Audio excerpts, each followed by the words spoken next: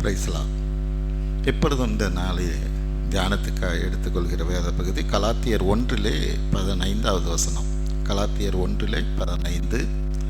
அப்படி இருந்தும் நான் என் தாயின் வயிற்றில் இருந்தது முதல் என்னை பிரித்தெடுத்து தம்முடைய கிருபையினால் அழைத்த தேவன் தம்முடைய பவுல் சொல்லுகிறார், நான் தாயின் வயிற்றில் இருந்தது முதல் என்னை பிரித்தெடுத்து தம்முடைய கிருபையினால் அழைத்த தேவன் என்றபடியாய்.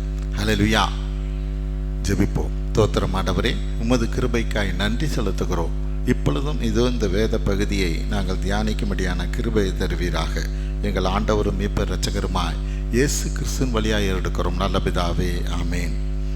அந்த பவுல் மட்டுமல்ல, ஆமேன், அந்த பவுல் மட்டுமல்ல, இந்த நாளிலே இந்த இடத்துல இதை கேட்கிற ஒவ்வொருவரையும் தானே நம்முடைய தாயின் வயிற்றில் இருந்தது முதல் நம்மளை பிரித்தெடுத்த தேவனாக இருக்கிறார். ஹல்லேலூயா. அப்படி இருந்தும்ங்கிறார். எப்படி இருந்தும் அதில் முதல் வசனத்தை படி பார்ப்போம். 14வது வசனம். என் மக்களில் என் வயதுள்ள அநேகரை விட யூத மதத்தில் தேறினவனாக என் முற்பிதாக்களுடைய பாரம்பரிய நியாயங்களுக்காக அதிக பக்தி வைராக்கியம் உள்ளவனாக இருந்தேன். ஆமென். எப்படி இருந்தாரா? அந்த பிதாக்களுடைய பாரம்பரிய நியாயங்களுக்கெல்லாம் தானே மிகவும் பக்தி வைராக்கியமாக இருந்தவர். ஹல்லேலூயா. அந்த பழைய காலத்தில் இருந்த என்ன பக்தியோ கர்த்தரை அறியறதுக்கு முன்னாடி, ஹல்லேலூயா, ஆண்டவரை ஆகிய இயேசு கிறிஸ்துவை அறிந்து கொள்வதற்கு முன்பாக அந்த பாரம்பரிய பக்தி வைராக்கியத்தில் இருந்த அப்படி இருந்த என்னை அப்படிங்கிறார். அப்படின்னா என்ன? ஆனால் இவர் வசனம் 15 என்ன சொல்கிறாரு? தாயின் வயிற்றில் இருக்கிற போதே என்னை பிரித்து எடுத்துட்டாருங்கிறார். ஹல்லேலூயா.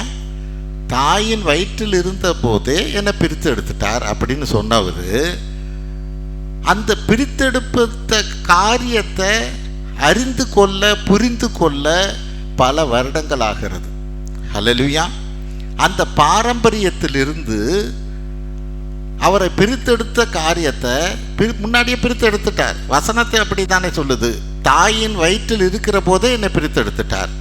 ஆனால் இவ்வளவு காலமும் எப்படி ஓடுறார்? அந்த பாரம்பரியத்தில் ஓடுறார். ஹல்லேலூயா. பாரம்பரிய காரியத்தில் அவர் வைராக்கியமாக இருக்கிறவராக இருக்கிறார். ஆனால் இன்னைக்கு தான் தெரியுது என்ன அன்னைக்கே பிரித்து எடுத்துட்டார் அப்படிங்கிற காரியத்தை. ஆமென். அப்படியாய் நம்மளோட வாழ்க்கையிலும் தானே ஒருவேளை பல நாட்களிலே பல காலங்களுக்காக பல வருஷங்களாக நம்ம ஏதோ ஒரு காரியத்தில் ஓடிக்கிட்டு இருந்திருக்கலாம். ஆனால் தேவன் நம்மளை தாயின் வயிற்றிலிருந்தே பிரித்து எடுத்திருக்கிறார். ஹல்லேலூயா. அதை அறிந்து கொள்ளுகிற புரிந்து கொற காலங்கள் தான் இந்த காலம். ஆமென். இன்னைக்கு நம்ம அதை அறிந்தவர்களாக புரிந்தவர்களாக இருக்கணும். யோவான் 15:16 என்ன சொல்லுது பாருங்க. யோவான் 15:16. நீங்கள் என்னை தெரிந்து கொள்ளவில்லை, நான் உங்களை தெரிந்து கொண்டேன். நீங்கள் என் நாமத்தினாலே பிதாவை கேட்டுக்கொள்வது எதுவோ அதை அவர் உங்களுக்கு கொடுக்கும்படி நீங்கள் போய் கனி கொடுக்கும் படிக்கும் உங்களுடைய கனி நிலைத்திருக்கும் படிக்கும் நான் உங்களை ஏற்படுத்தினேன். ஆமென். நீங்கள் என்னை தெரிந்து கொள்ளவில்லை, நான் உங்களை தெரிந்து கொண்டேன்னுங்கிறார். ஹல்லேலூயா. இந்த வார்த்தையை கேட்குற நாமெல்லாம் தானே ஆண்டவராக இயேசு கிறிஸ்துவை நம்ம தெரிந்து கொள்ளல. ஆமென். அவர் நம்மளை தெரிந்து கொண்டவராக இருக்கிறார். ஹல்லேலூயா. இன்னைக்கு ஆண்டவராக இயேசு கிறிஸ்துவை நான் விசுவாசிக்கிறது, அவரை நம்புவது நான் தெரிந்து கொண்ட ஒரு காரியம் இல்லை. தேவன் முன்பே என்னை தெரிந்து கொண்டபடியினாலே அவர் மீதான ஒரு விசுவாசத்தை எனக்குள்ள வச்சபடியினாலே நான் விசுவாசிக்கிறேன். ஹல்லேலூயா. நான் தெரிந்து கொண்டபடியினாலே அவர் விசுவாசிக்கல. அவர் என்னை தெரிந்து கொண்டபடியினாலே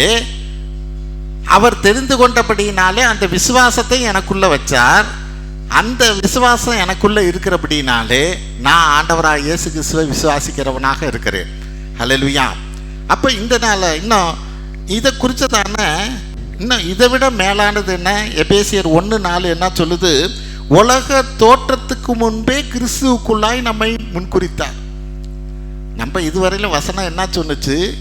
தாயின் வயிற்றில் இருக்கிற போதே நம்ம தெரிந்து கொண்டார், பிரித்தெடுத்தார்னு நம்ம பார்த்தோம். ஆனால் இங்கே எபேசியரில் என்ன சொல்லுது? உலகமே தோன்றுவதற்கு முன்பாக. அப்படின்னா என்ன? உங்க தாயே தோன்றுவதற்கு முன்பாக. ஹல்லேலூயா. உலகமே தோன்றுவதற்கு முன்பாக நான் உன்னை முன்குறித்தேன் என்றபடியாய் சொல்லுகிறார். ஹல்லேலூயா. அப்படி நம்மளை முன்குறித்த தேவன் நமக்குள்ளாக விசுவாசத்தை வைத்து அவரை நம்பும்படிக்காய், அவரை விசுவாசிக்கும்படியான காரியத்தையும் தானே தேவன் நமக்குள்ளே வைத்திருக்கிறார். இப்போ இதை குறித்து எரேமியாவில் 1வது அதிகாரம் 4லிருந்து 9 வசனங்களை நம்ம வாசிக்க இருக்கிறோம். அதில் எரேமியாவை எப்படி தெரிந்து கொண்டாரோ, என்னென்ன காரியத்தை எரேமியாவுக்குள்ள வைத்தாரோ அதே காரியம் தான் நமக்கு உண்டாகி, அவர் நான் உன்னை தாயின் வயிற்றில் உருவாக்குவதற்கு முன்னே உன்னை அறிந்தேன். நீ கர்ப்பத்திலிருந்து வெளிப்படும் முன்னே நான் உன்னை பரிசுத்தம் செய்து உன்னை தேசங்களுக்கு தீர்க்கதரிசியாக கட்டளையிட்டேன் என்று சொன்னார். அப்பொழுது நான், யெகோவாகிய ஆண்டவரே, இதோ நான் பேச அறியேன், சிறு பிள்ளையாயிருக்கிறேன் என்றேன். ஆனாலும் யெகோவா, நான் சிறு பிள்ளை என்று நீ சொல்லாதே, நான் உன்னை அனுப்புகிற எல்லோரிடத்திலும் நீ போய் நான் உனக்கு கட்டளையிடுகிறவைகளை எல்லாம் நீ பேசுவாயாக. நீ அவர்களுக்கு பயப்பட வேண்டாம், உன்னை காப்பதற்கு நான் உன்னுடனே இருக்கிறேன் என்று யெகோவா சொல்லி, யெகோவா தமது கரத்தை நீட்டி என் வாயை தொட்டு, இதோ என் வார்த்தைகளை உன் வாயில் வைக்கிறேன். ஹல்லேலூயா. இந்த வார்த்தையை நம்ம எரேமியாவுக்கு எப்படி சொன்னாரோ அதை ஒவ்வொரு காரியத்தையும் நம்ம தியானிக்க இருக்கிறோம். முதல் காரியம் எரேமியா 1:5, நான் உன்னை தாயின் வயிற்றில் உருவாக்கும் முன்னே உன்னை அறிந்தேன். ஹல்லேலூயா. இந்த முதல் வசனத்தை நம்ம தியானிக்க இருக்கிறோம். அவர் நம்மை தெரிந்து கொண்டதை புரிந்து கொண்ட நாள் தான் இன்னைக்கு. ஹல்லேலூயா. அவர் முன்பே, எப்போ தாயின் வயிற்றிலிருந்து இருக்கும் முன்பே நம்மளை தெரிந்து கொண்டார், நம்மளை பிரித்தெடுத்தார். ஆனால் ஒரு காலகட்டத்தில் வருகிற போது தான் அவர் என்னை தெரிந்து கொண்டாருங்கிறதே நான் புரிந்து கொண்டேன். ஹல்லேலூயா. அவர் முன்குறித்ததோ, அவர் நம்மளை அழைத்ததோ எல்லாம் உலக தோற்றத்துக்கு முன்பாக அவர் நம்மளை முன்குறித்தவராக இருக்கிறார், நம்மளை அழைத்தவராக இருக்கிறார். ஏசாயா 46:3 என்ன சொல்லுது பாருங்க. ஏசாயா 46:3, யாக்கோபின் சந்ததியாரே, இஸ்ரவேல் சந்ததியில் மீதியாகிய சகல மக்களே, எனக்கு செவி கொடுங்கள். தாயின் வயிற்றில் தோன்றினது முதல் உங்களை ஏந்தி, தாயின் கர்ப்பத்தில் உற்பத்தியானது முதல் உங்களை தாங்கினேன். ஆமென். யாக்கோப்பின் சந்ததி, இஸ்ரவேலின் சந்ததி, இது ரெண்டுமே நம்ம தான். ஹல்லேலூயா. நம்மை தாயின் வயிற்றில் இருக்கும் முன்பாகவே நம்மளை தெரிந்து கொண்டேன் என்றபடியாக சொல்லுகிறார். ரோமர் 9:8 என்ன சொல்லுது பாருங்க. ரோமர் 9:8, மாமிசத்தின்படி பிள்ளைகளானவர்கள் தேவனுடைய பிள்ளைகள் அல்ல. அப்படின்னா என்ன? யாக்கோப்பின் சந்ததின்னு சொல்லுது, இஸ்ரவேலின் சந்ததின்னு சொல்லுது. படிப்போம் அதை. ரோமர் 9:8 என்றால், சரீரத்தின்படி பிள்ளைகள் ஆனவர்கள் தேவனுடைய பிள்ளைகள் அல்லவே, வாக்குத்தத்தத்தின்படி பிள்ளைகள் ஆனவர்களே அந்த வம்சம் என்று எண்ணப்படுகிறார்கள். ஹல்லேலூயா. அப்ப காரியம் என்ன? யாக்கோப்பின் சந்ததி, இஸ்ரவேலின் சந்ததின்னு ஏசாயாவில் பார்த்தோம். ஆனா அந்த சந்ததி மாமிசத்தின்படியான சந்ததியை குறிக்கல. ஹல்லேலூயா. அவர்கள் அல்ல. இன்னைக்கு வாக்குத்தத்தத்தின்படியான சந்ததியே தேவனுடைய சந்ததியாக இருக்கிறது. அது யாரு? அது நாம் தான். ஆமென். என்ன வாக்குத்தத்தத்தின்படி? தாயின் வயிற்றில் இருக்கும் போதே நம்மளை பிரித்தெடுத்த தேவன், அவருக்காக நம்மளை பிரித்தெடுத்த தேவன். ஹல்லேலூயா. அவருடைய சந்ததியாக இருக்கிறோம். இன்னும் யோவான் 1:12 அது எப்படி சந்ததின்னு சொல்லப்படுது. யோவான் 1:12 வசனம் படிப்போம். அவருடைய நாமத்தின் மேல் விசுவாசம் உள்ளவர்களாக அவரை ஏற்றுக்கொண்டவர்கள் எத்தனை பேர்களோ அத்தனை பேர்களும் தேவனுடைய பிள்ளைகளாகும்படி அவர்களுக்கு அதிகாரம் கொடுத்தார். ஆமென். அவரை விசுவாசிக்கிறவர்கள், அவரை நம்புகிறவர்கள் எல்லாமே தேவனுடைய பிள்ளைகள் தான். ஹல்லேலூயா. தேவனுடைய பிள்ளைகள் அப்படின்னா தேவன் முன்பே நம்மளை முன்குறித்திருக்கிறார், நம்மளை அழைத்திருக்கிறார். எரேமியாவை மட்டுமல்ல, நம்மை முன்குறித்த தேவன் தான். அவர் முன்குறிக்கல அப்படின்னா நம்ம இந்த இடத்துல வந்து உட்காரவே முடியாது. ஹல்லேலூயா. அவர் முன்குறிக்கலைன்னா நம்ம அவரை விசுவாசிக்கவும் நம்பவே முடியாது. ஆமென். அவர் மேல வைக்கிற விசுவாசம் நான் அவரை தெரிந்து கொண்டபடியினால் அல்ல, முன்பே நான் சொன்னதுபடி அவர் என்னை தெரிந்து கொண்டபடியினாலே அவர் எனக்கு விசுவாசத்தை எனக்குள்ளே வைத்திருக்கிறவராக இருக்கிறார். ஹல்லேலூயா. ஏனெனில் நான் அவரால் முன்பே முன்குறிக்கப்பட்டவனாக, பிரித்தெடுக்கப்பட்டவனாக. பிரித்தெடுக்கிறதுனா என்ன? மற்ற மக்கள்கிட்டேருந்து பிரித்தெடுக்கிறது. ஹல்லேலூயா. பாரம்பரியத்திலிருந்து பிரித்தெடுப்பது. அதை தான் அங்கே பவுல் சொல்லுகிறார். நான் என்னுடைய பாரம்பரியத்தில் வைராக்கியமாக இருந்த அப்படி இருந்த என்னை, ஹல்லேலூயா, அவர் முன்குறித்தபடியினாலே இன்றைக்கு பிரித்தெடுத்தார் என்றபடியாய், இன்னைக்கு அந்த பிரித்தெடுத்தல்ங்கிற காரியத்தில் நான் நிலைச்சிருக்கிறவனாக இருக்கணும். தேவன் ஒரு உன்னத திட்டத்துக்காக, உன்னத நோக்கத்துக்காக, பரலோகத்திலே கொண்டு போய் என்னை சேர்க்கும்படிக்காக என்னை பிரித்தெடுத்திருக்கிறார். ஹல்லேலூயா. உலக தோற்றத்துக்கு முன்பாக முன்குறித்திருக்கிறார். ஒரு சாதாரண காரியம் அல்ல. வானத்தையும் பூமியை உண்டாக்கின தேவாதி தேவன் உலக தோற்றத்துக்கு முன்பாக நம்மை ஒவ்வொருவரையும் தானே அவர் முன்குறித்திருக்கிறார்னா அது எவ்வளோ பெரிய விஷயம். ஹல்லேலூயா. அப்படிப்பட்ட காரியத்துக்கு நான் எப்படியா கிறிஸ்துவுக்குள்ளாக நான் கீழ்ப்படுகிறவனாக இருக்கிறேன். அடுத்தது பாருங்க, எரேமியா 1:5 என்ன சொல்லுது? நான் உன்னை பரிசுத்தம் பண்ணி. பிரித்தெடுத்தவர் அதோட விட்டுடலை. பிரித்தெடுத்தவர் அதோட விட்டுடலை, நம்மளை பரிசுத்தமாக்குகிறார். ஏன்னா வசனம் என்ன சொல்லுது? 1 பேதுரு 1:16, 1 பேதுரு 1:16, நான் பரிசுத்தர், ஆகவே நீங்களும் பரிசுத்தமாக இருங்கள் என்று எழுதியிருக்கிறதே. ஆமென். ஏன் என்ன பரிசுத்தம் பண்ணுகிறார்? அங்க எரேமியாவில் சொல்றார், நான் உன்னை தாயின் வயிற்றிலிருந்து முன்குறித்து உன்னை பிரித்தெடுத்திருக்கிறேன். பிரித்தெடுத்ததோடு அல்ல, நான் உன்னை பரிசுத்தம் பண்ணுறேங்கிறார். ஏன் பரிசுத்தம் பண்ணுறேன்? நான் பரிசுத்தர், ஆகவே நீ பரிசுத்தனாக இருக்கணும். ஹல்லேலூயா. எனக்கு தேவன் தான் தந்தையாக இருக்கிறார், அப்பாவாக இருக்கிறார், எல்லாமா இருக்கிறார்னா, நம்ம யோவான் 1:12 படி பார்த்தோம், அவரை விசுவாசிக்கிறவர் எல்லாம் தானே தேவனுடைய பிள்ளைகளாக இருக்கிறார்கள். அப்போ தேவனுடைய பிள்ளைகளாக இருக்கிறோன்னா அப்பா எப்படியோ அப்படி தான் பிள்ளைங்களும் இருக்கணும். ஹல்லேலூயா. பலர் என்ன சொல்லுவாங்க? பிள்ளைகள் ஒரு தாண்டோட்டித்தனமாகவோ அல்லது வேறு விதமாக இருந்தா அவங்க அப்பா எப்படிப்பட்டவர், அவர் பிள்ளை பாரு இப்படி இருக்குதும்பாங்க. ஹல்லேலூயா. தேவன் அது மாதிரி வைக்க விரும்பலை. நான் பரிசுத்தர், ஆகவே நீங்களும் பரிசுத்தராக இருங்கள். லேவியரில் அதை தான் சொல்கிறார். இன்னும் லேவியர் 20:26 பார்ப்போம். லேவியர் 20:26, யெகோவாவாகிய நான் பரிசுத்தராக இருக்கிறபடியினாலே நீங்களும் எனக்கேற்ற பரிசுத்தவான்களாக இருப்பீர்களாக. நீங்கள் என்னுடையவர்களாக இருக்கும்படிக்கு உங்களை மற்ற மக்களை விட்டு பிரித்தெடுத்தேன். ஆமென். கர்த்தராகிய நான் பரிசுத்தராக இருக்கிறபடினாலே நீங்களும் எனக்கேற்ற பரிசுத்தர்களாக இருப்பீர்களாக. நீங்கள் என்னுடையவர்களாக இருக்கும்படிக்கு உங்களை மற்ற ஜனங்களை விட்டு பிரித்தெடுத்தேன். ஆமென். நீங்களும் எனக்கேற்ற பரிசுத்தராய் இருங்கள். நான் பரிசுத்தராய் இருக்கிறபடினாலே. அப்போ அந்த பரிசுத்தத்தை தான் நம்ம நாடுகிறவர்களாக, தேடுகிறவர்களாக இருக்கணும். அதில் நான் குறைவுபட்டவனாக இருந்தேன்னா எரேமியாவில் சொல்லப்பட்டபடியா அவர் என்னை பரிசுத்தமாக்குவார். ஹல்லேலூயா. ஏனெனில் அவர் என்னை முன்குறித்திருக்கிறார். ஹல்லேலூயா. தாயின் வயிற்றிலிருந்து பிரித்தெடுத்தவர் அவருடைய பிள்ளையாய் இருக்கிற என்னை அவர் பரிசுத்தம் பண்ணுவார். எரேமியாவில் அதுதான் சொல்றாரு, நான் உன்னை பரிசுத்தம் பண்ணுவேன். ஹல்லேலூயா. அப்ப பரிசுத்தம் பண்ணுகிற அவர் நம்மளை பரிசுத்தம் பண்ணுனா எப்படி இருக்கும்? ஆமென்.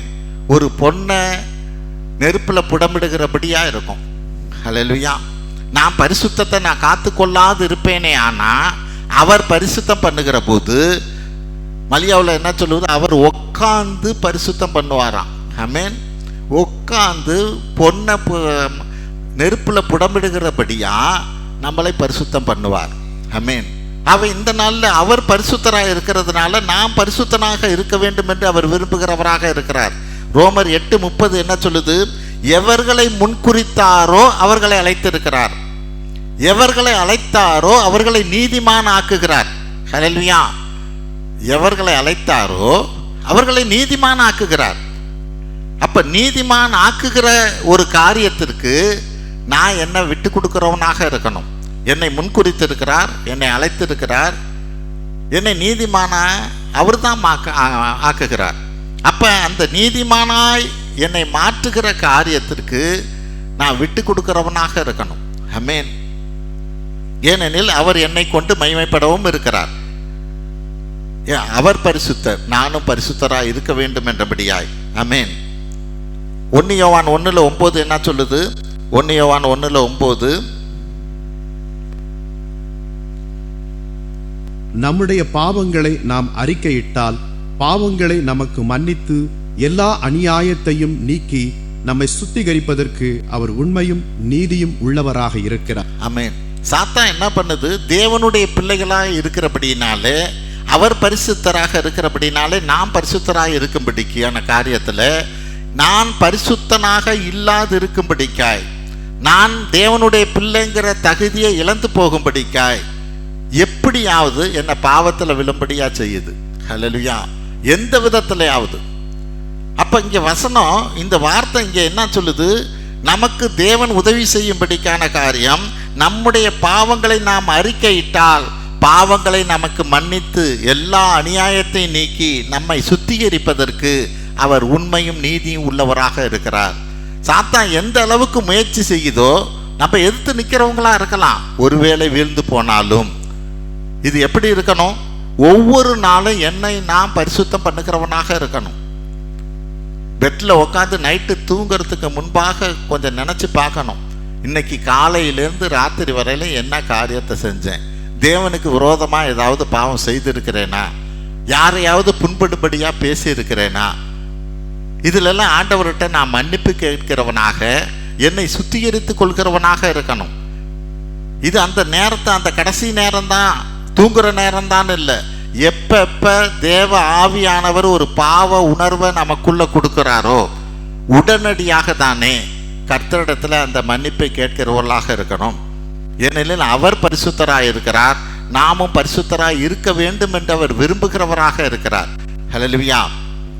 3வது காரியம், நான் உன்னை ஜாதிகளுக்கு தீர்க்கதரிசியாக கட்டளையிட்டேன். எரேமியாவில் சொல்றாரு, உன்னை பரிசுத்தம் பண்ணுவேன், அடுத்தது என்ன பண்ணுவேன், உன்னை ஜாதிகளுக்கு தீர்க்கதரிசியாக கட்டளையிடுவேன். தீர்க்கதரிசினா என்ன? வெளிப்படுத்தின விசேஷம் 19:10 பாருங்க. வெளிப்படுத்தின விசேஷம் 19:10. அப்பொழுது அவனை வணங்கும்படி அவனுடைய பாதத்தில் விழுந்தேன். அவன் என்னை பார்த்து, இப்படி செய்யாதபடிக்கு பார், உன்னோடும் இயேசுவை குறித்து சாட்சியிட்ட உன் சகோதரர்களோடு நானும் ஒரு ஊழியக்காரன். தேவனை தொழுதுகொள். இயேசுவை பற்றின சாட்சி தீர்க்க தரிசனத்தின் ஆவியாக இருக்கிறது என்றான். ஆமென். உன்னை ஜாதிகளுக்கு தீர்க்கதரிசியாக கட்டளையிட்டேன் அப்படிங்கிறார். ஜாதிகளுக்கு தீர்க்கதரிசியாக எதுக்கு? நானும் ஒரு ஊழியக்காரன், தேவனை தொழுதுகொள், இயேசுவை பற்றிய சாட்சி தீர்க்க தரிசனத்தின் ஆவியாக இருக்கிறது. தீர்க்க தரிசனம்னு நம்ம ஏதோ மற்றவங்களை குறித்து, எதிர்காலத்தை குறித்து பயங்கரமாக பேசுகிற காரியம்தான் தீர்க்க தரிசனம்னு அல்ல. அதுவும் தீர்க்க தரிசனம் தான். அதை விட தேவனுக்கு பிரியமான தீர்க்க தரிசனம் என்ன? இயேசு கிறிஸ்துவை குறித்ததான சாட்சி தான் தீர்க்க தரிசனத்தின் வார்த்தையாக இருக்கிறது. அப்படின்னா என்ன? ஆண்டவராய் இயேசு கிறிஸ்து வரப்போறார் என்றபடியாய், ஆண்டவராய் இயேசு கிறிஸ்து நம்மளுடைய பாவங்களை எல்லாம் சுமந்து தீர்த்தார் என்றபடியாய், அவருடைய சாட்சியை நீ மற்றவங்களுக்கு சொன்னாவே அது தீர்க்க தரிசனம். ஹல்லேலூயா. ஏன்? அவனுக்குள்ள இருக்கிற பாவம் அங்க மன்னிக்கப்படுது. அவர் எனக்காக அடிக்கப்பட்டார், நொறுக்கப்பட்டாருங்கிறத அவன் கேள்விப்படுகிற போது அவன் பாவங்கள் மன்னிக்கப்படுகிறது. அவர் வரப்போறார் என்றபடியாக அவர் தன்னை பரிசுத்தத்தை காத்து கொள்ளுகிற போது, அந்த வரப்போற காரியமாக ஆண்டவராய் இயேசு கிறிஸ்துவை நான் சொல்லுகிற போது அது தீர்க்க தரிசனமாக இருக்கிறது. அப்போஸ்தலர் நடபடி 7:37 படிப்போம். அப்போஸ்தலர் நடபடி 7:37. இஸ்ரவேல் மக்களை நோக்கி, உங்களுடைய தேவனாகிய கர்த்தர் உங்களுடைய சகோதரர்களிலிருந்து என்னைப் போல ஒரு தீர்க்க தரிசியை உங்களுக்காக ஏற்படுத்துவார். அவர் சொல்வதை கேட்பீர்களாக என்று சொன்னவனும் இந்த மோசேயே. ஆமென். இப்போ மோசேயை போல ஒரு பெரிய தீர்க்கதரிசி இல்லைன்னு வேதம் சொல்லுது. அவன் என்ன தீர்க்க தரிசனம் சொன்னான்? என்ன போல ஒரு தீர்க்கதரிசியை வருநாளில் எழும்ப பண்ணுவார்னு ஒரு வார்த்தையை சொன்னார். ஹல்லேலூயா. அது பெரிய தீர்க்கதரிசியா? அவன் தான் பெரிய தீர்க்கதரிசியா இருக்கிறான். ஹல்லேலூயா. யாரை குறித்து? ஆண்டவராய் இயேசு கிறிஸ்துவை குறித்து. ஆமென். உபாகமம் 34:12 படிப்போம். உபாகமம் 34:12. யெகோவாவை முகமுகமாக அறிந்த மோசேயைப் போல ஒரு தீர்க்கதரிசியும் இஸ்ரவேலில் அவனுக்கு பின்பு எழும்பினதில்லை என்று விளங்கும். ஆமென். இஸ்ரவேல்ல இது மாதிரி ஒரு தீர்க்கதரிசி இல்லை என்று வேதம் சொல்லுகிறது. எது மாதிரி தீர்க்கதரிசி? மோசேயை போல. மோசே அப்படி என்ன பெரிய தீர்க்கதரிசின்னு சொன்னா, என்னை போல ஒருவரை வரும் நாட்களிலே தேவன் எழும்ப பண்ணுவார் என்றபடியாய் ஆண்டவராய் இயேசு கிறிஸ்துவை குறித்து சொன்ன சாட்சி. ஆமென். அதுதான் அங்க வேதம் சொல்லுது. இயேசுவை குறித்ததான சாட்சி தீர்க்க தரிசன வசனமாக இருக்கிறது, வார்த்தையாக இருக்கிறது என்றபடியாய். ஹல்லேலூயா. சொல்லுகிற தீர்க்க தரிசனம் என்ன? கிறிஸ்துவுக்குள்ளாக நடத்தணும். கிறிஸ்துவுக்குள்ளாக நடத்தாத தீர்க்க தரிசனமே அல்ல. எங்க பார்க்கலாம்? உபாகமம் 13 1-3 படிங்க. உபாகமம் 13 1-3. உங்களுக்குள்ளே ஒரு தீர்க்கதரிசியாகிலும் சொப்பனக்காரனாகிலும் எழும்பி நீங்கள் அறியாத வேறே தெய்வங்களை பின்பற்றி அவர்களை வணங்குவோம் வாருங்கள் என்று சொல்லி உங்களுக்கு ஒரு அடையாளத்தையும் அற்புதத்தையும் காண்பிப்பேன் என்று குறிப்பாக சொன்னாலும், அவன் சொன்ன அடையாளமும் அற்புதமும் நடந்தாலும் அந்த தீர்க்கதரிசியாகிலும் அந்த சொப்பனக்காரனாகிலும் சொல்லுகிறவைகளை கேட்காதிருப்பீர்களாக. உங்கள் தேவனாகிய யெகோவாவிடத்தில் நீங்கள் உங்கள் முழு இருதயத்தோடும் உங்கள் முழு ஆத்துமாவோடும் அன்பு செலுத்துகிறீர்களோ இல்லையோ என்று அறியும்படி உங்கள் தேவனாகிய யெகோவா உங்களை சோதிக்கிறார். ஆமென். ஒரு தீர்க்கதரிசியை உங்கள்கிட்ட வரலாம். உங்க தீர்க்கதரிசி உங்கள்கிட்ட வந்து உங்களுக்கு சொல்லுகிற காரியமும் நடக்கலாம். ஆனா நடந்த பிறகு அவன் வேறொரு தெய்வத்தை வணங்கும்படியா உங்களை திசை திருப்புகிறவனாக இருப்பானே ஆனால், ஹல்லேலூயா, அவனை நீங்க நம்பாதீங்கிறார். ஏன்னா தீர்க்க தரிசனம் அப்படின்னா இயேசுவை குறித்ததான சாட்சியா இருக்கணும். ஆமென். அவன் சொன்ன தீர்க்க தரிசனம் என்னை குறித்து பேசினாங்க, ஆனா பேசின காரியமும் நடந்தது. அதனால அவன் ஒரு தீர்க்கதரிசியா அப்படின்னா அந்த சொன்ன காரியமோ அந்த தீர்க்க தரிசனமோ என்னை கிறிஸ்துவுக்குள்ளாக நடத்துவதாக இருந்தா மட்டும்தான் அது உண்மையான தீர்க்க தரிசனம். இல்லைன்னா அவனை பின்பற்றாத, அவன் பின்னாடி போயிடாத, உன்னை நீ காத்துக்கொள் என்று வேதம் எச்சரிக்கிறது. ஹல்லேலூயா. ஆகவே உன்னை நான் தீர்க்கதரிசியாக கட்டளையிட்டேன்னா என்ன அர்த்தம்? ஆண்டவர் நம்மளை அழைத்து இருக்கிறார், தாயின் வயிற்றிலே முன்குறித்து இருக்கிறார், இன்னைக்கு பரிசுத்தமாக்கி இருக்கிறார். முன்குறித்தவர், அழைத்தவர், என்னை நீதிமானா மாற்றி இருக்கிறார். மாற்றினவர் அதோட விடல, என்னை தீர்க்கதரிசியாக கட்டளையிட்டு இருக்கிறார். அப்படின்னா என்ன? நான் மற்றவர்களுக்கு ஆண்டவராய் இயேசு கிறிஸ்துவை குறித்து சாட்சி சொல்ல வேண்டும் என்றபடியாகவே என்னை முன்குறித்திருக்கிறார். ஆமென். அடுத்தது என்ன? எரேமியா 1:7 என்ன சொல்லுது? நான் உன்னை அனுப்புகிறேன். எரேமியா கிட்ட என்ன சொல்றார்? நான் உன்னை அனுப்புகிறேன். ஹல்லேலூயா. அனுப்புகிறவர் கர்த்தாதி கர்த்தராக இருக்கிறார், ராஜாதி ராஜாவாக இருக்கிறார். ஹல்லேலூயா. அவர் கட்டளையிட்டா அந்த காரியத்துக்கு நான் இணங்குகிறவனாக இருக்கணும், சாக்கு போக்கு சொல்லுகிறவனாக இருக்கக்கூடாது. நியாயாதிபதிகள் 6:14 பார்ப்போம். கிதியோன் என்ன சொல்றார்? நியாயாதிபதிகள் 6:14. அப்பொழுது யெகோவா அவனை நோக்கி பார்த்து, உனக்கு இருக்கிற இந்த பலத்தோடு போ, நீ இஸ்ரவேலை மீதியானியர்களின் கைக்கு விலக்கி காப்பாற்றுவாய், உன்னை அனுப்புகிறவர் நான் அல்லவா என்றார். ஆமென். உன்னை அனுப்புகிறவர் நான் அல்லவா? ஆண்டவர் இப்ப நான் உன்னை அனுப்புகிறேன்கிறார். அனுப்புகிறவர் எப்படிப்பட்டவர்? வானத்தை பூமியை உண்டாக்கின தேவாதி தேவனாக இருக்கிறார். ஹல்லேலூயா. அவன் ஆனா அதுக்கு என்ன சொல்றான்? 15வது வசனம் பாருங்க. 6:15 கிதியோன் சொல்லுகிற காரியம். அவன், என்னுடைய ஆண்டவரே, நான் இஸ்ரவேலை எதினாலே காப்பாற்றுவேன்? இதோ மனாசேயில் என்னுடைய குடும்பம் மிகவும் எளியது, என்னுடைய தகப்பன் வீட்டில் நான் எல்லோரிலும் சிறியவன் என்றான். ஆமென். கிதியோன் என்ன சொல்றான்? நான் எப்படி என் குடும்பத்தை காப்பாற்றுவேன்? என் குடும்பமே ரொம்ப சின்ன குடும்பம், பெரிய ஜாதி அல்ல. நான் போய் ஒருத்தவங்களை எதிர்த்து நின்னா ஒரு 10 பேராவது என் கூட வரணும். ஆமென். என் ஊர்லேயோ என் ஜனத்திலேயோ அப்படிப்பட்ட ஆளே இல்லை. அப்படி இருக்கிற போது நான் எப்படி போய் அந்த இஸ்ரவேல் மக்களுக்கெல்லாம் ஒரு விடுதலை கொடுக்க முடியும் என்றபடியாக கிதியோன் சொல்லுகிறார். அப்பதான் அவர் சொல்றார், அனுப்புகிறவன் நான் அல்லவா? ஹல்லேலூயா. நான் உன்னை அனுப்புறேங்கிறத நீ புரிஞ்சுக்க. ஆமென். நான் அனுப்புகிற போது அந்த காரியத்தை நான் உன்னை கொண்டு செய்து முடிப்பேன் என்றபடியாய் சொல்லுகிறார். ஆமென். யாத்திராகமம் 4:13, யாத்திராகமம் 4:13 மோசேயை குறித்ததான காரியம். அதற்கு அவன், ஆண்டவரே, நீர் அனுப்ப விரும்புகிற யாரையாவது அனுப்பும் என்றான். ஆமென்.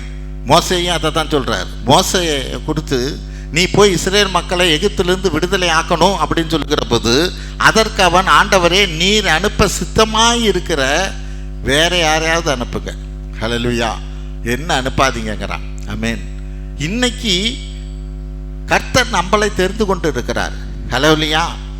நமக்கு கட்டளையிட்டு இருக்கிறார். நம்மளை முன்குறித்தவர், நம்மளை பரிசுத்தமாக்கினவர், நம்மை அனுப்புகிறவராக இருக்கிறார்.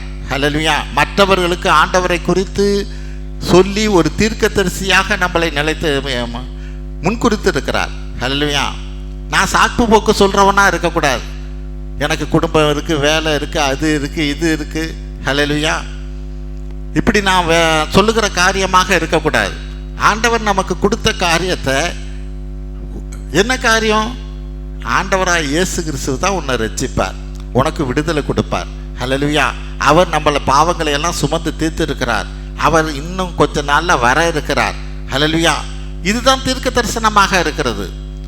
இப்படிப்பட்ட காரியத்தை அவர் நம்மளிடத்தில் எதிர்பார்க்கிறவராக இருக்கிறார். மோசே அங்கே பார்த்தீங்கன்னா 4:10 நான் திக்குவாயா இருக்கிறேன், நான் எப்படி போய் பேசுவேன்? ஹல்லேலூயா. அப்போ அவர் என்ன சொல்றார்? வாயை படைத்தவர் கர்த்தர் தானேங்கிறார். வாயை ஒன்றை படைத்ததும் உன் வாயை படைத்ததும் நான் தானேங்கிறார். ஹல்லேலூயா. அங்கே ஆண்டவன் நினச்சிருந்தா அந்த திக்குவாயை ஒரு செகண்டில் சரி பண்ண முடியுமா, முடியாதா? ஹல்லேலூயா. நான் சரி உன் திக்குவாயை உனக்கு சரி பண்ணுறேன், நீ போய் என்னை பற்றி சொல்லு அப்படின்னு சொல்லலாமே. ஹல்லேலூயா. அப்படி அல்ல. அங்கே அவர் அதை தான் சொல்கிறார். கிதியோன்ட்ட சொன்னபடி உனக்கு இருக்கிற இந்த பலத்தோட போ. ஹல்லேலூயா. ஏன் இந்த திக்குவாயை சொல்லி இவ்வளவு பேர் ரட்சிக்கப்படுற போது நல்ல வாயா இருக்கிறவெல்லாம் வெக்கப்பட்டு போகணும். ஹல்லேலூயா. பைத்தியக்கார சுவிசேஷத்தினாலே அநேகரை ரட்சிப்பது தேவனுடைய சித்தமா இருக்குதுன்னு வேதம் சொல்லுகிறது.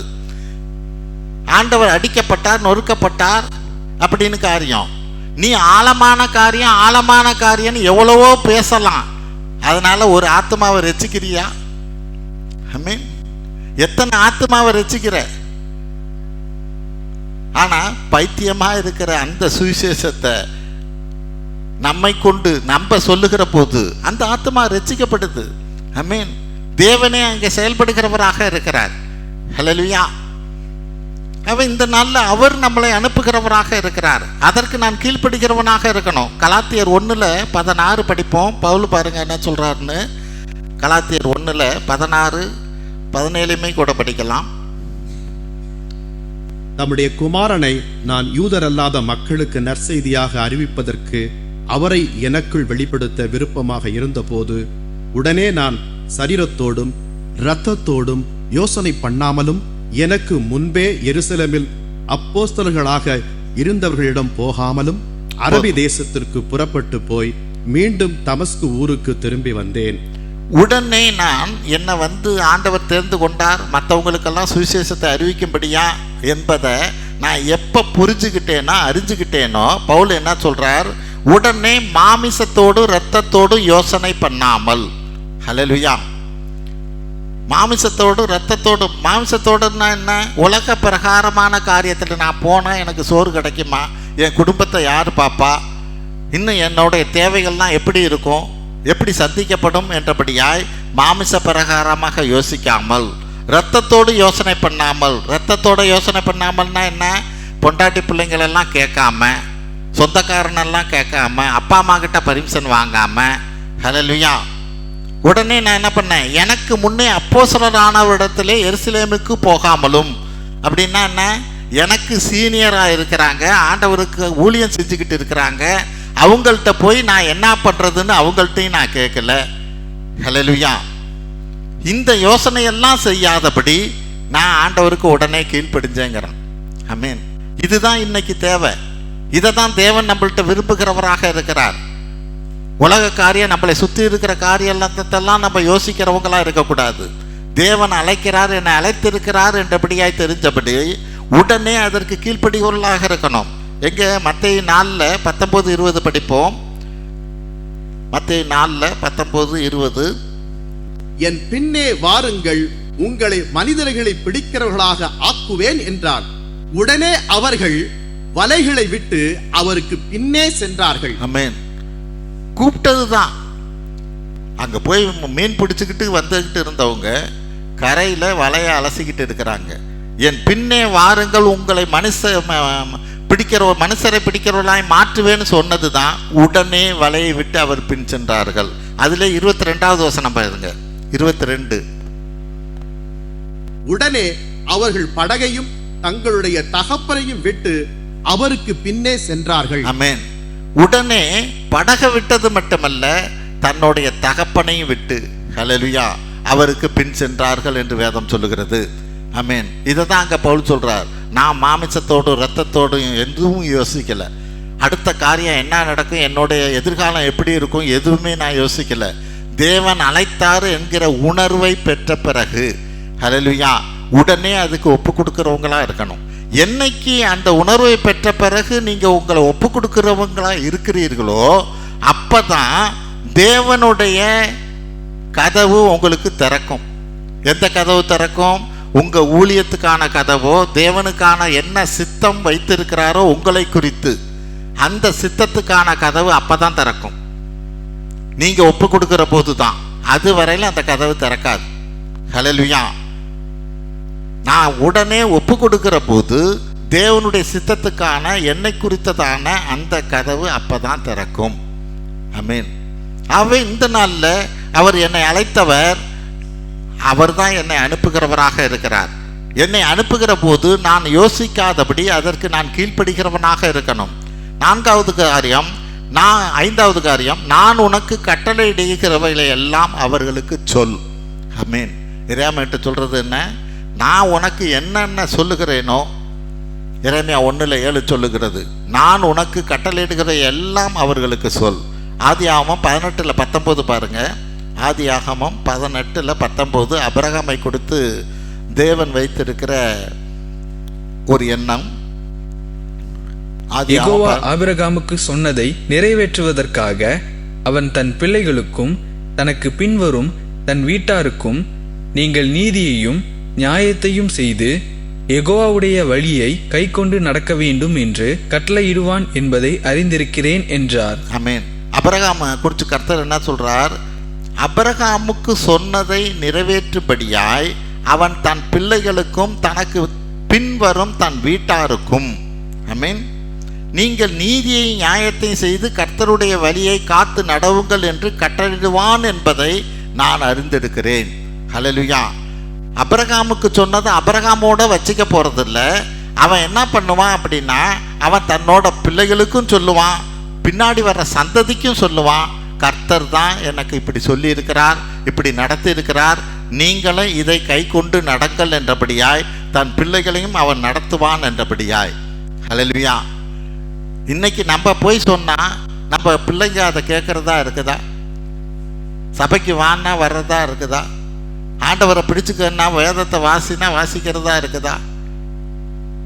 அங்க கர்த்தரே சாட்சி சொல்றார். நான் அபிரகாமுக்கு சொன்னேன்னா அவன் தன்னோட பிள்ளைகளுக்கு சொல்லுவான், அவனோட சந்ததிக்கும் சொல்லுவான். ஹல்லேலூயா. அவர்களை அதில் வழியிலே காத்து நடவுங்கள் என்று கட்டளை இடுவான். ஆமென். நம்ம கட்டளை இடுறதுக்கே பயப்படுறது, சும்மா சொல்றது, செஞ்சா செய்யட்டும். ஆமென். அங்க கட்டளை இடுவான் என்று வேதம் சொல்ல, செஞ்சு ஆவணும். It's order. ஹல்லேலூயா. கட்டளை இடுவான். தான் பிள்ளைகளுக்கு கட்டளையிட கத்துக்கணும். இப்படி தான் இருக்கணும் என்றபடியாய். ஹல்லேலூயா. இது தேவனுக்கு பிரியமானது. அவர் என்ன கட்டளையிடுகிறாரோ அதை செய்கிறவளா இருக்கிற போது தான் தேவன் நம்மளிடத்தில் ஒரு பெரிய திட்டத்தை நிறைவேற்றவே முடியும். ஆதியாகமம் 6:22 நோவாவுக்கு பாருங்க. நோவா தனக்கு கட்டளையிட்டபடியெல்லாம் செய்தான்னு இருக்கும். ஆதியாகமம் 6:22. நோவா அப்படியே செய்தான். தேவன் தனக்கு கட்டளையிட்டபடியெல்லாம் அவன் செய்து முடித்தான். ஆமென். தேவன் தனக்கு கட்டளையிட்டபடியெல்லாம் செய்து முடித்தபடினால தானா அந்த ஒரு பேழையை உண்டாக்க முடிஞ்சுது. உலகமே வெள்ளத்தினால் அழிகிற போது தன் குடும்பத்தை காப்பாற்ற முடிஞ்சுது. ஹல்லேலூயா. நமக்கு தேவன் என்ன கட்டளையிட்டாரோ அதை நான் செய்கிறவனாக இருக்கணும். நான் என்னோட குடும்பத்தையாவது முதல்ல காப்பாற்றுறவனாக இருக்கணுமே. ஹல்லேலூயா. மோசையை குறித்ததான காரியம் யாத்திராமம் 7:6 பாருங்க. யாத்திராமம் 7:6. மோசேயும் ஆரோனும் யெகோவா தங்களுக்கு கட்டளையிட்டபடியே செய்தார்கள். ஆமென். மோசேயும் ஆரோனும் கர்த்தர் தங்களுக்கு கட்டளையிட்டபடி எல்லாம் செய்தார்கள். ஹல்லேலூயா. இன்னைக்கு நமக்கு இது கர்த்தர் என்ன சொல்லுகிறாரோ அதையெல்லாம் நான் செய்கிறவனாக இருக்கணும். ஆமென். அதை பார்க்குற பிள்ளைகளும் சந்ததியும் தானே நிச்சயமாக அதுக்கு கீழ்ப்படுகிறவர்களாக இருப்பாங்க. எசேக்கியேல் 3:17 பாருங்க. எசேக்கியேல் 3:17 தேவன் என்ன நமக்கு கட்டளையிடுகிறார்? ஆமென். மனிதகுமாரனே, உன்னை இஸ்ரவேல் மக்களுக்கு காவலனாக வைத்தேன். நீ என்னுடைய வாயினாலே வார்த்தையை கேட்டு என்னுடைய பெயராலே அவர்களை எச்சரிப்பாயாக. ஆமென். மனுப்புத்திரனே, உன்னை இஸ்ரவேல் வம்சத்தாருக்கு காவலாளனாக வைத்தேன். மற்றவங்களுக்கு அந்த ஆத்துமாவை சாத்தான் திருடிக்கிட்டு போகாதபடி உன்னை காவலா வைத்திருக்கிறேன். என் வார்த்தையை கேட்டு என் நாமத்தினாலே அவர்களை எச்சரிப்பாயாக. நீங்க அதை இழந்து போகாதபடி, நரகத்துக்கு போகாதபடி நான் அவர்களை எச்சரிக்கும்படிக்காக தேவன் என்னை தெரிந்து கொண்டவராக இருக்கிறார். ஆமென். மத்தேயு 28:19-20 என்ன சொல்லுது பாருங்க. மத்தேயு 28:19-20. ஆகவே நீங்கள் புறப்பட்டு போய் எல்லா தேசத்து மக்களையும் சீடராக்கி பிதா குமாரன் பரிசுத்த ஆவியின் நாமத்தினாலே அவர்களுக்கு ஞானஸ்நானம் கொடுத்து நான் உங்களுக்கு கட்டளையிட்ட யாவையும் அவர்கள் கைக்கொள்ளும்படி அவர்களுக்கு உபதேசம் செய்யுங்கள். இதோ உலகத்தின் இறுதி வரை எல்லா நாட்களிலும் நான் உங்களோடு கூட இருக்கிறேன் என்றார். ஆமென். நான் கட்டளையிட்ட யாவையும் அவர்கள் கைக்கொள்ளும்படி அவர்களுக்கு உபதேசம் பண்ணுங்கள். எதை ஆண்டவர் நமக்கு சொல்லி இருக்கிறாரோ அதை நம்மளுடைய பிள்ளைகளுக்கு, சந்ததிக்கு, இன்னும் அநேகருக்கு சொல்லி அவர்கள் அதை கை கொள்ளும்படிக்கு நான் கட்டளை இட வேண்டும் என்றபடியாய் கர்த்தர் விரும்புகிறவராக இருக்கிறார். இன்னும் ஒரு வசனம் படிப்போம். பிலிப்பியர் 1:14. பிலிப்பியர் 1:14 பவுல் எப்படி சொல்றாரு பாருங்க. பிலிப்பியர் 1:14. சகோதரர்களில் அநேகர் என் கட்டுகளாலே கர்த்தருக்குள் தைரியம் கொண்டு பயமில்லாமல் திருவசனத்தை சொல்லும்படி அதிகமாக துணிந்திருக்கிறார்கள். ஆமென். கர்த்தரில் அநேகர் என் கட்டுகளினாலே கர்த்தருக்குள் திடம் கொண்டு. அப்படின்னா என்ன? பவுல் இப்ப ஜெயிலில் இருக்கிறார். பவுல ஜெயிலில் கட்டி போட்டிருக்காங்க. அப்படி கட்டி போட்டிருக்கிறது நல்லதுங்கிறார். ஹல்லேலூயா. நான் ஜெயிலில் இருக்கிறது நல்லது. ஏன்னா நான் என்ன ஜெயிலில் கட்டி போட்டிருக்கிறதுனால கர்த்தருக்குள்ள மற்றவங்கெல்லாம் ஒரு தைரியத்தோட பயம் இல்லாமல் திருவசனத்தை சொல்லும்படி அதிகமாய் துணிந்திருப்பார்கள்ங்கிறார். ஹல்லேலூயா. நான் ஜெயிலில் இருக்கிறத பார்த்து, நான் ஜெயிலில் இருந்தும் நான் சந்தோஷமா நான் நல்லா இருக்கிறத பார்த்து வெளியில் இருக்கிறவங்களாம் என்ன பண்ணுவான்? நான் அவர் பிடிச்சி ஜெயிலில் போட்டுட்டாங்களே என்று பயந்து வார்த்தையை சொல்லாமல் இருக்க மாட்டாங்க. அவர் நம்ம பவுலையே ஜெயிலில் போட்டிருக்காங்க. நம்ம தைரியமாக வார்த்தையை சொல்லணும் என்றபடியாய் திருவசனத்தை சொல்லும்படி அதிகமாய் துணிந்திருப்பார்கள் என்று பவுல் சொல்கிறார். ஆகவே நான் ஜெயிலில் இருக்கிறது நல்லது, என்ன ஜெயிலில் கட்டி போட்டிருக்கிறது நல்லதுங்கிறார். ஆமென். ஆகவே தேவனுடைய வார்த்தையை சொல்வதனாலே சில பிரச்சனைகள் வரலாம், நெருக்கங்கள் வரலாம். ஆனால் அந்த நெருக்கத்தின் மத்தியிலும் நான் நிற்கிற போது தான் என்னை பார்க்குறவங்களும் தைரியமாக அந்த காரியத்தை செய்வாங்க. ஹல்லேலூயா. நான் அழுதுகிட்டு இருந்தேன்னா, நான் படுத்துக்கிட்டு இருந்தேன்னா, பயந்துக்கிட்டு இருந்தேன்னா மற்றவங்களும் பயப்பட ஆரம்பிச்சிருவாங்க. ஹல்லேலூயா. ஆகவே நான் தைரியமாக கிறிஸ்துவுக்குள்ளாக அவருடைய கட்டளையை நான் மற்றவர்களுக்கு சொல்லுகிறவர்களாக இருக்கணும். 6வது காரியம் எரேமியா 1:8. நீ அவர்களுக்கு பயப்பட வேண்டாம், உன்னை காக்கும்படி நான் உன்னோடு கூட இருக்கிறேன். ஹல்லேலூயா. எரேமியாவுக்கு கர்த்தர் சொல்லுகிற காரியம், நீ அவர்களுக்கு பயப்பட வேண்டாம், உன்னை காக்கும்படி நான் உன்னோடு கூட இருக்கிறேன். ஹல்லேலூயா.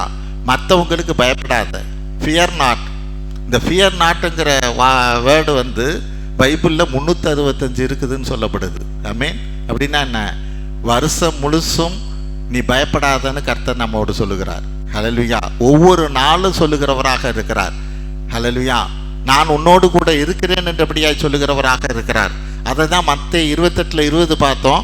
உலகத்தின் முடிவு பரியந்தும் சகல நாட்களிலும் நான் உங்களோடு கூட இருக்கிறேன். எப்போ? கண்டிஷன் என்ன? நான் கட்டளையிட்ட யாவையும் நீ சொல்லுகிற போது. அதை மறந்துடக்கூடாது. நம்ம கீழே உள்ள வசனத்தை மட்டும் பிடிச்சிக்க கூடாது. உலகம் முடிவு பரியந்தும் சகல நாட்களிலும் அவர் என்னோடு கூட இருப்பாருங்கிறத மட்டும் பிடிச்சிக்க கூடாது. அதுக்கு முன்னாடி என்ன சொல்றார்? நான் கட்டளையிட்ட யாவையும் அவர்கள் கை கொள்ளும்படி நீ அவர்களுக்கு உபதேசம் பண்ணு. அப்படிங்கிற காரியத்தில் நான் வர்ற போது தான் சகல நாட்களிலும் அவர் என்னோடு கூட இருப்பார். ஹல்லேலூயா. ஆகவே நான் அதை மற்றவங்களுக்கு சொல்லுகிறவனாக இருக்கணும். ஏசாயா 41:9-10 வசனங்களை பார்ப்போம். ஏசாயா 41:9-10. நான் பூமியின் கடையாந்தரங்களில் இருந்து உன்னை எடுத்து அதன் எல்லைகளில் இருந்து அழைத்து வந்து, நீ என் ஊழியக்காரன், நான் உன்னை தெரிந்து கொண்டேன், நான் உன்னை வெறுத்து விடவில்லை என்று சொன்னேன். நீ பயப்படாதே, நான் உன்னுடனே இருக்கிறேன், திகையாதே, நான் உன் தேவன், நான் உன்னை பலப்படுத்தி உனக்கு சகாயம் செய்வேன், என் நீதியின் வலது கரத்தினால் உன்னை தாங்குவேன். ஹல்லேலூயா. பூமியின் கடையாந்தரத்திலிருந்து உன்னை எடுத்தேங்கிறார். எங்கோ ஒரு மூலையில இருந்த நீ, யாருமே அறியாம இருந்த நீ, உன்னை நான் இன்னைக்கு கொண்டு வந்திருக்கிறேன். ஹல்லேலூயா. அதன் எல்லையிலிருந்து அழைத்து வந்து நான் உன்னை தெரிந்து கொண்டேன். நான் உன்னை அந்த எல்லையிலிருந்து எங்கோ ஒரு மூலையில கடந்த உன்னை நான் தெரிந்து கொண்டவனாக இருக்கிறேன். நீ பயப்படாதே, நான் உன்னோடு இருக்கிறேன், திகையாதே, நான் உன் தேவன், நான் உன்னை பலப்படுத்தி உனக்கு சகாயம் பண்ணுவேன். உனக்கு சகாயம் பண்ணும்படிக்காக எங்கேயோ ஒரு மூலையில் இருந்த உன்னை அவர் அழைத்து வந்து தெரிந்து கொண்டவராக இருக்கிறார். ஹல்லேலூயா. எதுக்கு? உனக்கு சகாயம் பண்ணும்படி. ஆமென். இந்த நாளிலே அவர் நமக்கு சகாயம் பண்ணும்படிக்காக நம்மளை தெரிந்து கொண்டவராக இருக்கிறார். அதுக்கான காரியம் என்ன? அவர் நம்மளை பரிசுத்தமாக்குகிறவராக இருக்கிறார். அவருடைய வார்த்தையை சொல்லும்படிக்காய். இன்னும் அடுத்த வசனத்தில் பார்ப்போம். எரேமியா 1:9 என்ன சொல்லுது பாருங்க. என் வார்த்தைகளை உன் வாயில் வைக்கிறேன். ஹல்லேலூயா. எரேமியா 1:9, என் வார்த்தைகளை உன் வாயில் வைக்கிறேன். ஆமென். இன்னைக்கு அதே இது எரேமியா 15:16 படிப்போம். எரேமியா 15:16. உம்முடைய வார்த்தைகள் கிடைத்தவுடனே அவைகளை உட்கொண்டேன். உம்முடைய வார்த்தைகள் எனக்கு சந்தோஷமும் என் இருதயத்திற்கு மகிழ்ச்சியுமாயிருந்தது. சேனைகளின் தேவனாகிய யெகோவாவே, உம்முடைய பெயர் எனக்கு சூட்டப்பட்டிருக்கிறது. ஆமென். உம்முடைய வார்த்தைகள் கிடைத்த உடனே அவைகளை உட்கொண்டேன். இதுதான் மிக மிக முக்கியம். தேவனுடைய வார்த்தை நமக்கு கிடைச்ச உடனேயே, ஒரு வார்த்தை நம்ம வேதத்தை படிச்சுக்கிட்டே இருக்கிறோம் அல்லது ஒரு மெசேஜை கேட்டுக்கிட்டே இருக்கிறோம், அப்போ ஒரு வார்த்தை வருது. அந்த வார்த்தை நம்மளை தொடும்படிக்காக இருக்கிறது. ஆமென். அப்போ அந்த வார்த்தையை உடனே குறிச்சுக்கணும். அதை உட்கொள்கிறவனாக இருந்தேன். அப்படின்னா என்ன? அதை உடனே நம்ம மனப்பாடம் பண்ணுறவங்களா இருக்கணும். ஹல்லேலூயா. அதை திரும்ப திரும்ப அறிக்கையிடுகிறவர்களாக இருக்கணும். அதை நான் சுதந்திரித்து கொள்கிறவனாக இருக்கணும். உட்கொள்கிறவன்னா என்ன? அதை ஜீரணிக்கணும் அந்த வசனத்தை. ஹல்லேலூயா. எந்த வசனம் என்னை தொடுகிறதோ, எந்த வசனத்தின் வழியாக தேவன் என்னோடு பேசுகிறாரோ, சில நேரங்களில் அந்த வார்த்தையானது, அந்த வசனமானது என்னுடைய வாழ்க்கையில் எனக்கான வார்த்தையாக கூட இல்லாமல் இருக்கலாம். ஆமென். ஆனால் யாருக்கோ சொல்லும்படிக்காக முன்பே தேவன் என்னிடத்திலே எனக்குள்ளாக அந்த வார்த்தையை வைக்கிறவராக இருக்கிறார். ஆமென். வேதம் என்ன சொல்லுது? அந்த வார்த்தையை வைத்து வைக்கிறேன்கிறார். சங்கீதம் 119:11 பாருங்க. 119:11. நான் உமக்கு விரோதமாக பாவஞ்செய்யாதபடிக்கு உமது வசனத்தை என் இருதயத்தில் வைத்து வைத்தேன். வைத்து வைத்தேன்னா என்ன அர்த்தம்? வைத்து வைத்தேன்னா நம்ம இருதயத்தில் எப்படியா ஒரு சின்ன சின்ன அறைகளாக இருக்குமா, ஒவ்வொரு வசனத்தையும் ஒவ்வொரு இடத்துல கொண்டு போய் வைத்து வைக்கிறது. எப்போ தேவையோ அப்போ அதை எடுத்துக்கிறது. ஹல்லேலூயா. வைத்து வைக்கிறதுனா அப்படிதான். நமக்கோ அல்லது மற்றவர்களுக்கோ அந்த வசனம் தேவையாக இருக்கலாம். அவர்களை ஆறுதல் படுத்தும்படியாய், அவர்களை தேற்றும்படியாய், அவர்களுக்கு ஒரு விடுதலை தரும்படியான ஒரு வார்த்தையை ஒருவேளை நான் படிக்கிற போது, நான் பார்க்கிற போது, என்னை வந்து அந்த வார்த்தை சேருகிற போது அது ஒருவேளை எனக்கே இல்லாமல் இருக்கலாம். ஆனாலும் தேவன் அந்த வார்த்தையை எனக்குள்ளாக வைக்கிற போது அதை வைத்து வைக்கிறவனாக, பாதுகாக்கிறவனாக இருக்கணும். வைத்து வைக்கிறதுனா என்ன? அந்த வார்த்தையை நான் பாதுகாக்கிறவனாக இருக்கணும். ஏன்? சாத்தான் இல்லைன்னா அடுத்த செகண்டு அந்த வார்த்தையை அது எடுத்துட்டு போயிடும். ஹல்லேலூயா. ஆகவே நாம் பத்திரமாக வைத்து வைக்கிற போது தான் எனக்கு எப்போ தேவையோ அதை எடுத்து நான் பயன்படுத்த முடியும். ஆமென். அதை தான் தாவீது சொல்கிறார், நான் பாவம் செய்யாதபடிக்கும் ஹல்லேலூயா அந்த காரியத்தை நான் வைத்து வைக்கிறவனாக இருக்கிறேன் என்று வேதம் சொல்லுகிறது. யாத்திராகமம் 19:7 படிப்போம். யாத்திராகமம் 19:7. மோசே வந்து மக்களின் மூப்பர்களை அழைத்து யெகோவா தனக்கு கற்பித்த வார்த்தைகளை எல்லாம் அவர்களுக்கு முன்பாக சொன்னான். ஆமென். கர்த்தர் என்ன கற்பித்தாரோ எல்லா வார்த்தைகளையும் ஜனங்களுக்கு முன்பாக மோசே சொன்னார். அப்ப தேவன் என்ன வார்த்தை எனக்கு கொடுக்கிறாரோ அந்த வார்த்தையெல்லாம் நான் மற்றவர்களுக்கு சொல்லும்படியா நான் வைத்திருந்தா மட்டும்தான் அதை மற்றவங்களுக்கு சொல்ல முடியும். அந்த நேரத்திலே நான் மறந்து போகிறவனாக இருப்பேனே ஆனால், அல்லது அதை அசட்டை செய்கிறவனாக இருப்பேனே ஆனால் நான் அதை மற்றவங்களுக்கு சொல்ல முடியாது. ஆமென். அதற்காக தான் வேதம் சொல்லுகிறது, அந்த வார்த்தையை நான் வைக்கிறவனாக இருக்கணும். 2 தீமோத்தேயு 4 என்ன சொல்லுகிறது? சமயம் வாய்த்தாலும் வாய்க்காவிட்டாலும் திருவசனத்தை பிரசங்கி. ஹல்லேலூயா. எப்ப சந்தர்ப்பம் கிடைக்கும் அப்படின்னு காத்துக்கிட்டே இருக்கக்கூடாது. ஹல்லேலூயா. பலர் காத்துக்கிட்டே பல வருஷங்கள் தேவனுடைய வார்த்தையை மற்றவங்களுக்கு சொல்லாமே இருப்பாங்க. ஆமென். அப்படி அல்ல. சமயம் கிடைச்சாலும் கிடைக்கலனாலும் நீ சொல்ல வேண்டிய காரியத்தை சொல்லு. ஆமென். இதுக்காக காத்துக்கிட்டு இருக்கிறாத. எப்போ நாள் கிடைக்கும், சந்தர்ப்பம் கிடைக்கும், அப்போ பேசுவோம் என்றபடியா இருக்காத. அது வேலை செய்யறதும் வேலை செய்யாததும் கர்த்தருடையது. ஹல்லேலூயா. நம்ம சொல்ல வேண்டியது நம்ம கடமை. ஆமென். அவை இந்த நாளிலே நம்ம தேவன் கர்த்தருக்காக, அவருக்காக தாயின் வயிற்றில் இருக்கிற போதே இன்னும் என்ன வசனங்களை பார்த்தோம்? உலக தோற்றத்துக்கு முன்பாகவே நம்மளை முன்குறித்தவராக இருக்கிறார், பிடித்து எடுத்தவராக இருக்கிறார். அப்படியாய் முன்குறித்து பிரித்தவர் நம்மளை இந்த நாளிலே பரிசுத்தமாக்கியும் இருக்கிறார். முன்குறித்து அழைத்தவர் நம்மளை நீதிமானா மாற்றி இருக்கிறார், நம்மளை பரிசுத்தமாக்கி இருக்கிறார்.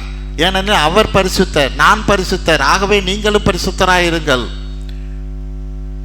அந்த தேவாதி தேவன் என்னுடைய தகப்பனாக இருப்பாரே ஆனால் அந்த பிள்ளையாக இருக்கிற நானும் தானே அவரை போல பரிசுத்தராக இருக்கும்படிக்காய் அழைத்திருக்கிறார். அது மட்டுமல்ல, ஒரு தீர்க்கதரிசியாக என்னை மாற்றும்படியாய், ஒரு அபிஷேகிக்கும்படியாய். எப்படிப்பட்டதான தீர்க்க தரிசனம்? ஆண்டவராய் இயேசு கிறிஸ்துவை குறித்ததான சாட்சி தீர்க்க தரிசன வார்த்தையாக இருக்கிறது, வசனமாக இருக்கிறது. ஆண்டவராய் இயேசு கிறிஸ்துவை குறித்து மற்றவர்களுக்கு சொல்லுகிற ஒரு தீர்க்கதரிசியாக தேவன் என்னை அழைத்திருக்கிறார். அவர் என்னை அனுப்புகிறவராக இருக்கிறார். நான் உன்னை அனுப்புகிறேங்கிறார். எனக்கு பேச தெரியாது, எனக்கு படிக்க தெரியாது, எனக்கு பாட தெரியாது, எனக்கு திக்குவாயி, அப்படி அல்ல. அனுப்புகிறவன் நான் அல்லவா? ஹல்லேலூயா. நீ எப்படி திக்கி பேசினாலும் சரி, எப்படி பேசினாலும் தேவ வல்லமை அங்க இடத்துல வேலை செய்யும். ஹல்லேலூயா. இல்லைன்னா ஒருத்தர் நம்ம ஆண்டு சபைக்கு வாங்கணும், ரட்சிப்புக்கு வாங்கணும், செக்கினாவுக்கு வாங்கணும் கூப்பிட்டா உடனே வந்துடுவாங்களா? ஹல்லேலூயா. தேவன் அங்கே கிரியை செய்தால் மட்டும்தான் நடக்கும். ஆமென். ஆகவே நான் சாக்கு போக்கு சொல்கிறவன் நான் அல்ல.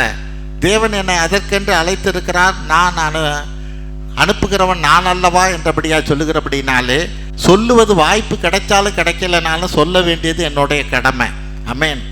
இதை நான் உனக்கு கட்டளை இடுகிறேனுங்கிறார். Amen. It is an order. எல்லா உபதேசங்களையும் அவர்கள் கை கொள்ளும்படியாய் நீ அவர்களுக்கு கட்டளை இடு. பயப்படாதே, உன்னோடு கூட நான் இருக்கிறேன். உலகம் முடியும் வரை அவர் நம்மோடு கூட இருக்கிறவராக இருக்கிறார். ஹல்லேலூயா. ஏசாயா 6:8 படிப்போம். ஏசாயா 6:8. பின்பு யாரை நான் அனுப்புவேன், யார் நமது காரியமாக போவான் என்று உரைக்கிற ஆண்டவருடைய சத்தத்தை கேட்டேன்.